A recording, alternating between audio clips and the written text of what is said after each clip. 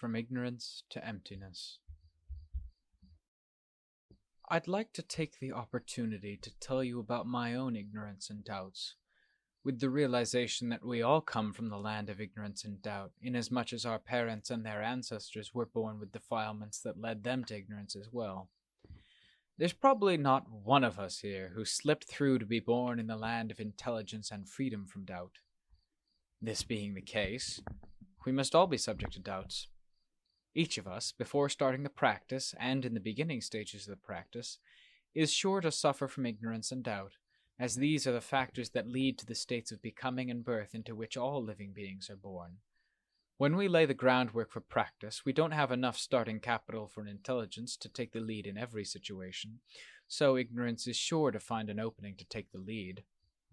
If we have never trained our intelligence to show us the way, the ignorance that holds the upper hand in the heart is sure to drag us in the wrong direction as a matter of course. In the beginning of my own training, I felt doubts about whether the teachings of the Buddha, both the practices to be followed and the results to be obtained, were as complete as he said they were.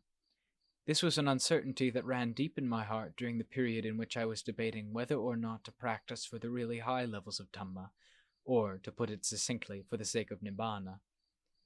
Before I considered practicing for the sake of Nibbana, these doubts hardly ever occurred to me, probably because I hadn't yet aimed my compass in that direction.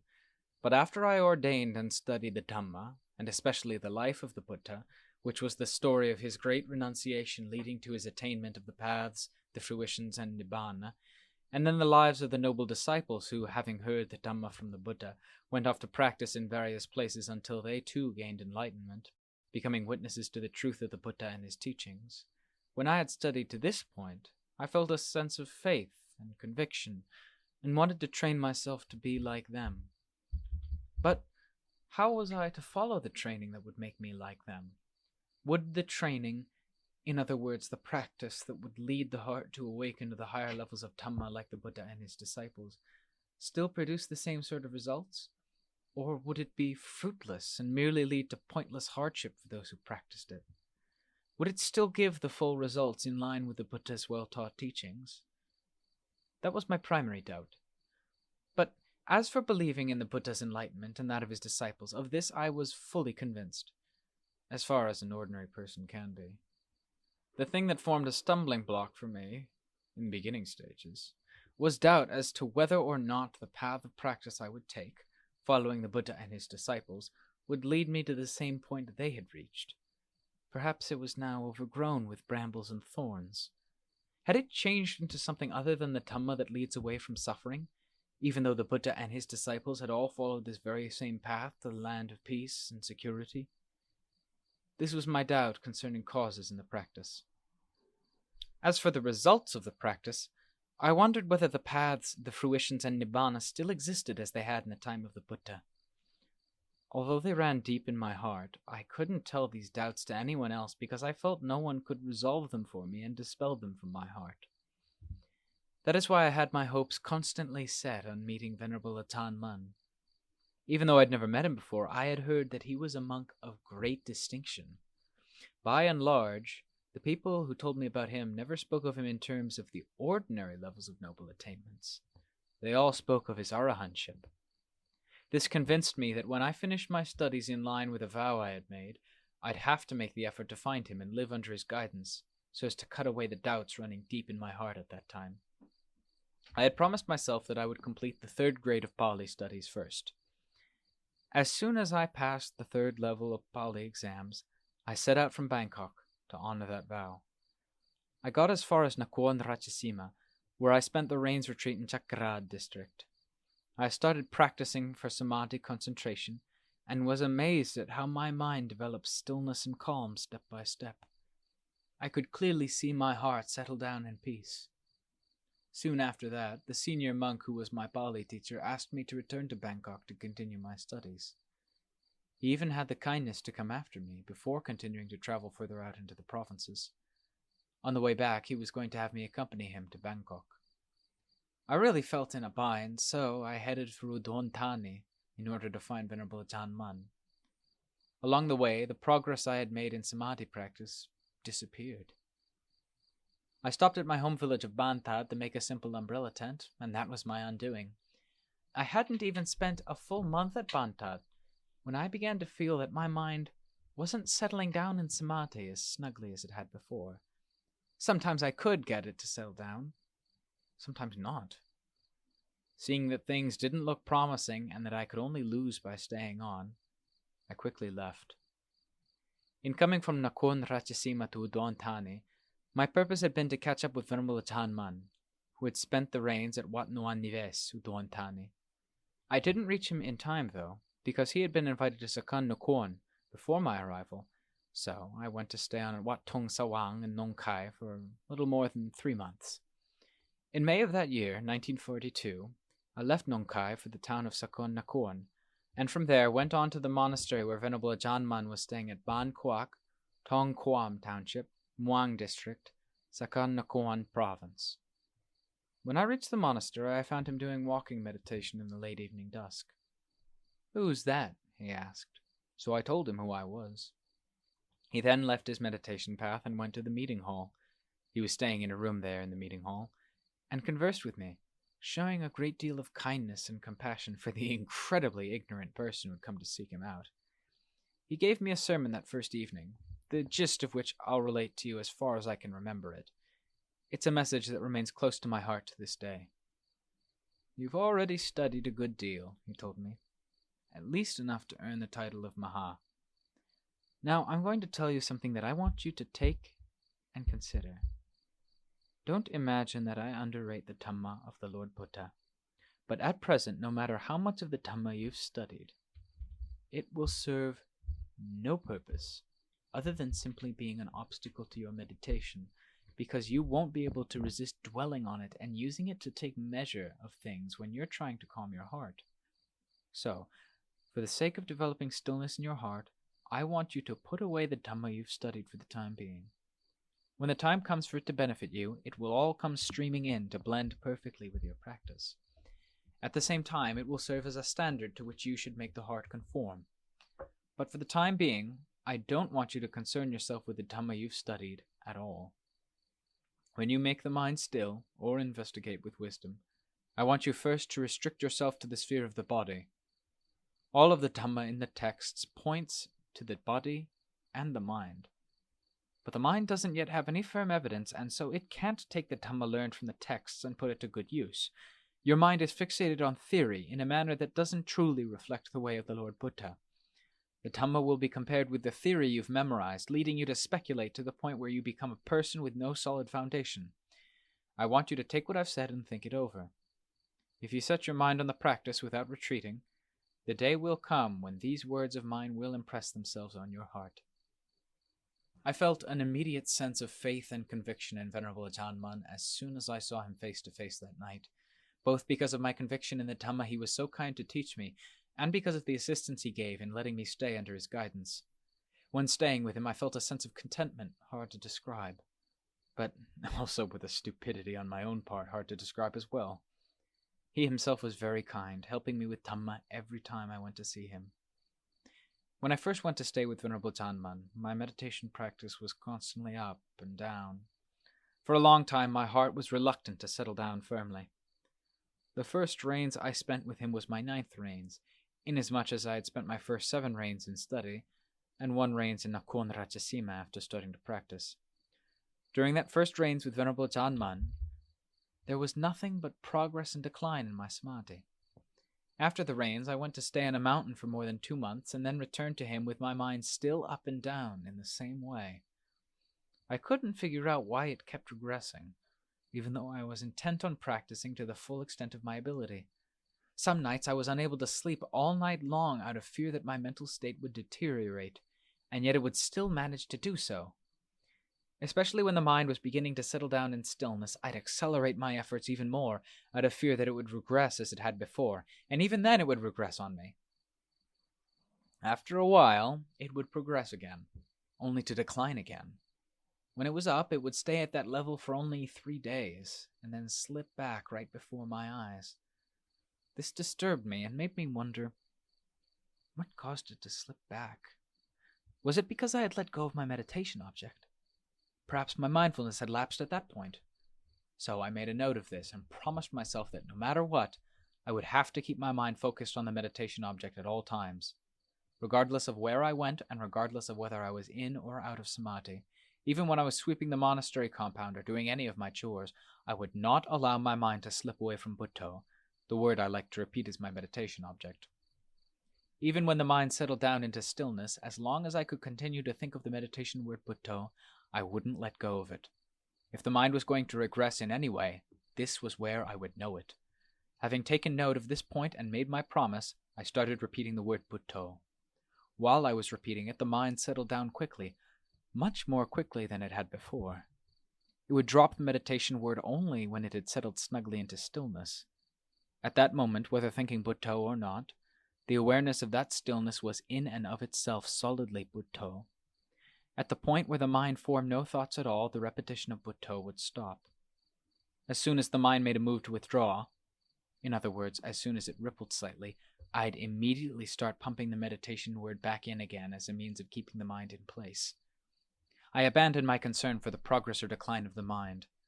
No matter what, I wasn't willing to let go of my meditation word. I felt no more concern for how the mind might fluctuate. I simply forced it to be conscious of Buddho. I became aware of my progress only in terms of the heart that had Buddho in charge. That's how I would know. That's the one spot where I'd place my confidence. I wouldn't have to concern myself with anything else. As time passed, the mind that had once progressed and regressed ceased to slide back. This was what made me realize that the reason the mind had kept regressing so often was because of a lapse in its meditation word. Mindfulness must have slipped away at that moment for sure. So from that point on, I kept my meditation word continually in place. No matter where I went or where I stayed, I would not let mindfulness lapse. Even should I be on the verge of death, I would never let mindfulness slip away from Buddho. If the mind was going to regress, this was the only place where I'd try to know it. I wouldn't concern myself with the matter in any other way. As a result, the mind was able to establish a foundation for itself by focusing exclusively on the meditation word Buddho. After that came my second rains retreat with Venerable Ajaan Mahā. Before the rains began, my mind felt still and firm in samadhi, with no regression at all. Even then, I refused to let go of my meditation word. I kept this up until I was able to sit in meditation without changing my posture from early evening until the first light of dawn. During my second rains with Venerable Ajaan Mahā, I considered sitting in meditation from dusk until dawn as more important than any other method in my practice. After that, I gradually eased off, as I came to see the body as a tool that could wear out if I used it without any sense of moderation. Still, I found that accelerating my efforts by means of sitting all night until dawn gave more energy to the heart than any other method. While I was sitting from dusk until dawn, I gained a clear comprehension of the feelings of pain that arise from sitting in meditation for long periods of time, because the pain that arose at that time was strange and exceptional in many ways. The wisdom that I used to investigate so as to contend with the pain kept at its work without flagging, until it was able to understand the nature of every sort of pain in the body, which, after many hours of sitting, became a solid mass of pain. At the same time, wisdom was able to penetrate deeply to know the feelings of the heart. This practice did a great deal to strengthen my mindfulness, my discernment, and my courage in meditation. At the same time, it made me bold and confident with regard to the future, in that the pains that would appear at the approach of death would be no different from the pains I was experiencing and investigating in the present. Nothing about the pain of death would be so different or exceptional as to deceive or confuse me at the time of death. This was a further realization. As soon as wisdom had fully comprehended the pain, the pain disappeared instantly, and the mind settled down into total stillness. When the mind settles down into total stillness, you could say that the mind is empty, but it's only empty in samadhi. When the mind withdraws from samadhi, the emptiness disappears. From there, the mind resumes its investigations and continues with them until it gains expertise in the proper use of samadhi. Once samadhi is strong, wisdom steps up its investigation of the various aspects of the body until it sees them all clearly and can remove its attachments concerning the body once and for all. At that point, the mind begins to be progressively more empty, but it doesn't yet display a complete emptiness. As long as it hasn't gained total proficiency, images will still appear within it as mental pictures. The images within the heart then begin to fade day by day, until finally they are gone. No mental images appear either inside or outside the heart. This is called an empty mind. This kind of emptiness is the inherent emptiness of the mind that has reached its own level. It's not the same as the emptiness of samadhi. The emptiness of samadhi lasts only as long as we sit in samadhi, but when the mind lets go of the body, because of the power of its mindfulness and wisdom that are fully alert to the internal images, this is called the emptiness of the mind on its own level. This emptiness, gained through wisdom, is lasting. When this stage is reached, the mind is truly empty. Even though the body appears, there's simply a sense that the body is there. No image of the body appears in the mind at all. Emptiness of this sort is said to be empty on the level of the mind, and it's constantly empty like this, at all times. If this emptiness is Nibbāna, it's the Nibbāna of that particular meditator or of that stage of the mind, but it's not yet the Nibbāna of the Buddha. If someone were to take the emptiness of samadhi for Nibbāna, it would simply be the Nibbāna of that particular meditator's samadhi. Why is it that these two sorts of emptiness aren't the emptiness of the Buddha's Nibbāna? Because the mind empty in samadhi is unavoidably satisfied with and attached to its samadhi. The mind empty in line with its own level is likewise unavoidably absorbed in and attached to that sort of emptiness. The mind must then take that level of emptiness as its object until it passes beyond it. Anyone who calls this emptiness Nibbāna is actually attached to this emptiness without realizing it. When attachment is involved, how can this sort of emptiness be Nibbāna? If we don't want to settle for this level of Nibbāna, we must take a thorough look at feeling, memory, thought, and consciousness until we see them clearly and in full detail, because the emptiness we're referring to is the emptiness of feeling, in that a feeling of pleasure fills this emptiness. Memory recognizes it as empty. Thoughts take this emptiness as their preoccupation. Consciousness is aware of an internal emptiness. So this level of emptiness becomes the emptiness of the mind's preoccupation. If we investigate this emptiness, seeing it clearly as a mental fabrication, we will open the way by which we are sure of transcending it someday. Investigating in this way, the truth of the mind will gradually reveal itself. The mind is then sure to find a way to shake itself free. Even the underlying basis for these fabricated things will not be able to withstand mindfulness and wisdom. Mindfulness and wisdom of a radical sort will slash their way in, just like a fire that burns without stopping when it meets with fuel, until they have dug up the roots of all conditioned things. Only then will they stop their advance. On this level, the adversaries to the Nibbāna of the Buddha are the things to which the mind is attached. The sense that my heart is empty, my heart is at ease, my heart is clean and clear. Although we may see the heart as empty, it's paired with a non-emptiness. The heart may seem to be satisfied, but it's merely the other side of dissatisfaction. The heart may seem clean and clear, but it dwells with defilement, without our being aware of it. Thus emptiness, ease, and clarity are the qualities that obscure the heart, because they are the signs of becoming and birth. Whoever wants to cut off becoming and birth should thus investigate these things with wisdom, so as to let them go. Don't be possessive of them, or they will turn into a fire that burns you. When your wisdom digs down into these three lords of becoming as they appear, you will come to the central hub of becoming and birth, and it will disintegrate from the heart the moment wisdom reaches the foundation on which it is based. The ultimate form of emptiness arises when those factors are ended through the power of wisdom. No signs of any conventional reality will appear in that emptiness at all. It is an emptiness different from the other forms of emptiness we have passed through. Whether that emptiness can be called the emptiness of the Buddha or whose emptiness it is, I'm afraid I can't say. Other than that, it's an emptiness that each meditator can know directly only for him or herself alone. The ultimate emptiness has no time or season. It's absolutely timeless. The emptiness of samadhi can fluctuate and change. The emptiness of the formless or imageless level, which serves as our path, can change or be transcended. But this emptiness exclusively within oneself doesn't change, because there is no self within this emptiness, and no sense that this emptiness is oneself. There is simply the knowledge and vision of things as they are. Seeing this emptiness in line with its natural principles as they actually are, and seeing all phenomena as they actually are. Even moral virtue, samadhi, and wisdom, the qualities we use to straighten out the heart, are realized for what they are and let go in line with their true nature.